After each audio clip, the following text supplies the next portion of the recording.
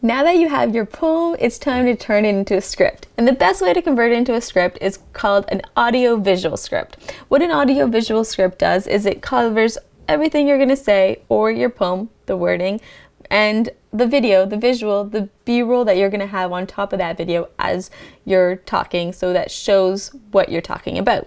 The Vancouver Poetry House Poetry Shorts Contest is now open to youth under the age of 21. Write your poems, create your videos, and submit them to win cool prizes from Vancouver Poetry House, Right Bloody North, and possibly have your video included in festival programming at Hullabaloo or Versus Festival of Words in April. Visit vancouverpoetryhouse.com/poetry shorts for all the contest details, and keep coming back to this channel for tips on how to write and shoot your poetry ideas. So what I suggest you do is create a spreadsheet. Within your spreadsheet, you want 3 columns. So you want audio, you want video, and then third, I suggest adding type of shot.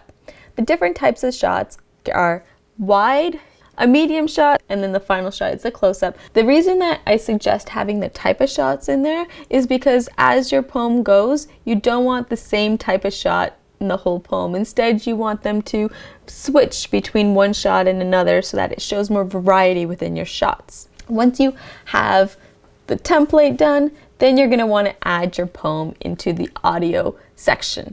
And as you're adding your poem, you're thinking about which sections or words you want to put together, and you're putting them in one line.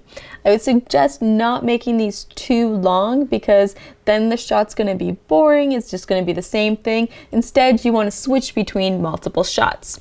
So once you have your audio down, then we can start adding the type of shots that you want on each specific line of your poem. So for example, with the first line, my grandma wants to circulate the basement suite with fragrant air. Because of the air theme, we thought it would be great to add birds and trees moving in the air, so it's still relevant to what we're talking about. The more relevant you can have your B-roll to what you're talking about, the easier it will be for the viewer to be walked through the process of your poem, and it'll become more appealing. And you can see right here the type of shots as well. So you can see how my shots go from wide to close-up to wide to close-up to medium. Next, you're going to want to put these shots in order. So you're not going to want to film it how your poem goes. Instead, you're going to want to put similar shots in order so that you're filming one at a time.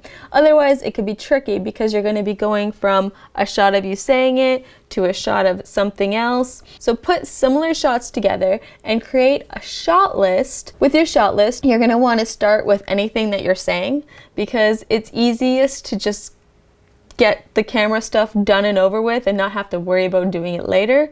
And then you have most energy when you start filming, so it's easier to be on camera. And then later on you can do all your B-roll, all your other shots that you don't need to be as alert for. I also suggest reading your poem out entirely at least once or twice before you start getting any of these other shots, so that you know that you have all the lines said and ready to go for you to put into your video. So now that we have our poem converted into a script, it's time to film our poem.